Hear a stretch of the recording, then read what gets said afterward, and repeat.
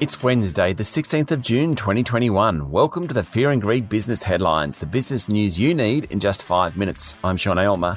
In today's headlines, Australia and Britain sign a free trade deal which will open up the world's fifth largest economy to local farmers. Plus, the share market hits a record high, as do the stock prices of some of the largest companies on the bourse. The average house price in Sydney tops $1 million for the first time, and BHP is sued for allegedly discriminating against men. Our lead story today, tariffs on Australian farm exports to the United Kingdom will be phased out over a decade, and working restrictions between the two countries relaxed under a free trade deal signed between Prime Minister Scott Morrison and his British counterpart Boris Johnson. The deal, the first for Britain since leaving the European Union, means Australia will get much greater access to the world's fifth largest economy. Mr Morrison called it the most comprehensive and ambitious agreement that Australia has concluded. While many details are still to be sorted, tariffs of up to 80% on lamb will be removed over the next decade. It's a similar story for beef.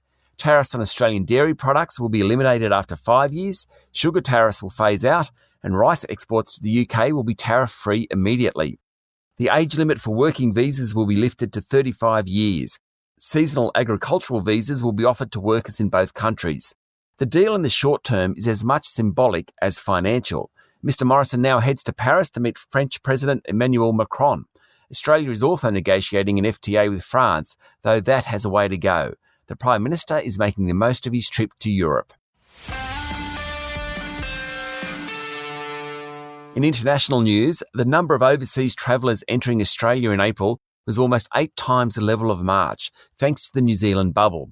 The Australian Bureau of Statistics figures show 22,610 arrivals during April, still well below normal levels.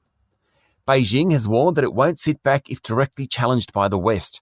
Following a communique from the North Atlantic Treaty Organisation on Monday night saying China posed a systemic challenge, Beijing refuted the statement. A foreign ministry spokesperson said the US was very ill. And Americans gave a record $471 billion to charities last year, 4% higher than a year before. About 70% of the money came from individuals, according to Giving USA. Among the biggest donors were Mackenzie Scott, former wife of Amazon founder Jeff Bezos, who gave away $6 billion last year and another $2.7 billion so far this year, and Twitter founder Jack Dorsey. Locally, the S&P ASX 200 hit a new intraday high of 7,399 points yesterday. It dropped back a bit later in the day to finish at a new closing record of 7,380 points.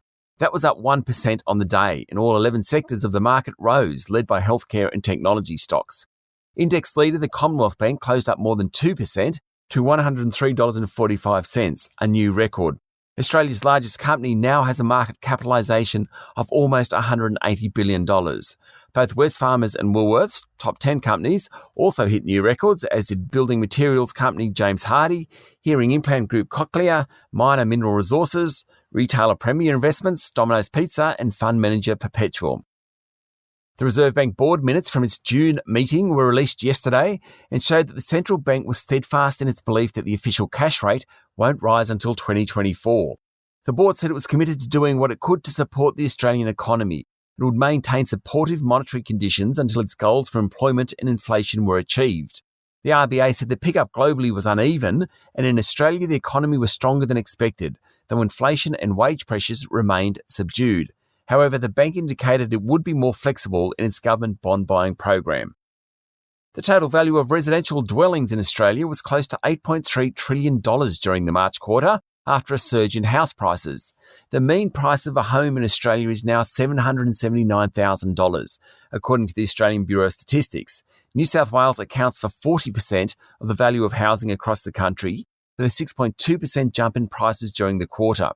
The average price of a residential dwelling in that state is now more than $1 million. BHP is being sued by a former male employee who was earmarked as a future leader, but who kept missing out on jobs to female applicants. The man, Burak Powers, has alleged a systemic pattern of top-down sex discrimination in a US lawsuit, according to the Financial Review. Mr Powers was part of BHP's Future Emerging Leaders program and claims he missed out on 3 jobs in which he was clearly better qualified. The claim argues that Mr. Powers missed getting the jobs as a direct consequence of BHP's strategy to have women comprise 50% of its workforce by 2025. The CEO and CFO of Newey, last year's largest initial public offering, will leave the business after shareholder backlash over the group's inability to meet prospectus forecasts from just 6 months ago. Chief Executive Rod Vaudrey will remain in the position until the group's earnings announcement in August, while Chief Financial Officer Stephen Doyle will leave immediately. Shareholders hope the changes mark an end to the saga of underperformance by the intelligence software group. Its share price jumped more than 4% yesterday. That's the Fear and Greed business headlines for today. Make sure you hit follow so you get it every morning. And if you'd like more detail and more stories, search for our longer daily podcast called Fear and Greed. We also release a daily interview. Today we're talking to the CEO of Rural Bank about lending to the agricultural sector. I'll be back later with the afternoon market report. I'm Sean Aylmer. Have a great day.